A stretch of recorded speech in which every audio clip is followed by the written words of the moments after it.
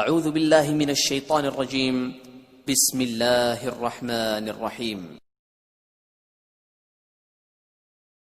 وَإِذَا مَرِضْتُ فَهُوَ يَشْفِينِ۔ بسم اللہ الرحمن الرحیم۔ السلام علیکم ناظرین، healthy life style channel official میں ہمیں ڈاکٹر خالد آپ کو خوش آمدید کہتا ہے۔ امید کرتا ہے آپ اللہ کے فضل و کرم سے خیر عافیت سے ہوں گے۔ اللہ پاک آپ پہ اپنی رحمت نازل فرمائے اور آپ کو اپنے حفظ و امان میں رکھے، آمین ثم آمین، الہی آمین یا رب العالمین۔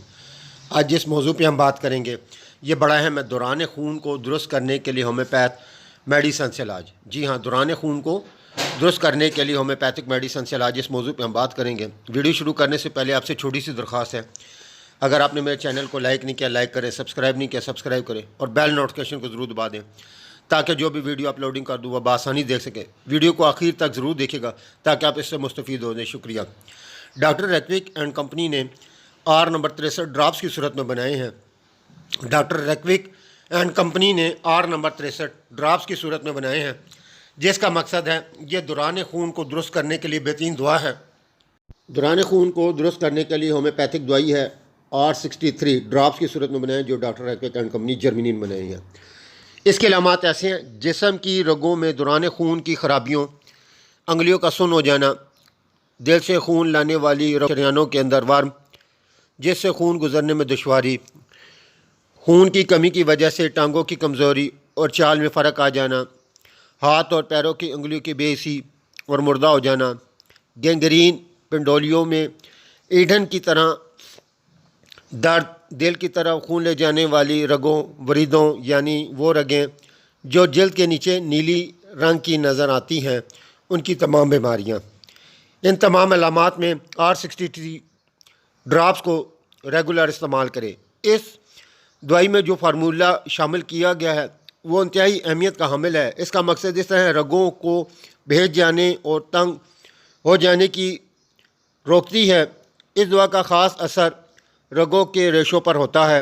دل کی طرف خون لے جانے والی رگوں یعنی وریدوں میں خون اکٹھا ہو جانا، خاص طور پر پیڑوں میں، جسم کے پٹھوں کی اکڑان میں تناؤ کو دور کرتی ہے، پنڈولیوں کی ایٹھن کو دور کرتی ہے۔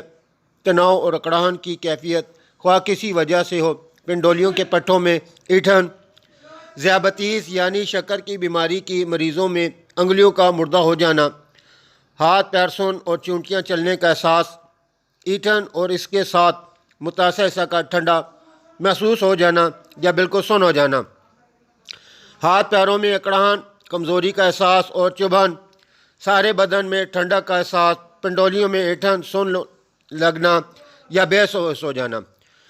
اس دوائی کا متواتر استعمال نہ صرف ان تمام بیماریوں کو ختم کرتا ہے بلکہ خون کی سرکولیشن کو بھی بحال رکھتا ہے۔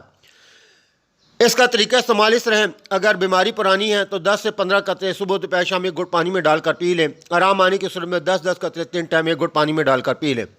بعض اوقات اس بیماری کے ساتھ ذیابیطس کی وجہ سے خون کی رگوں کی بیماری بھی ہوتی ہے، اس کی وجہ سے بھی یہ مسئلے پیدا ہو جاتے ہیں، تو اس کے ساتھ R40 ڈراپس استعمال کریں۔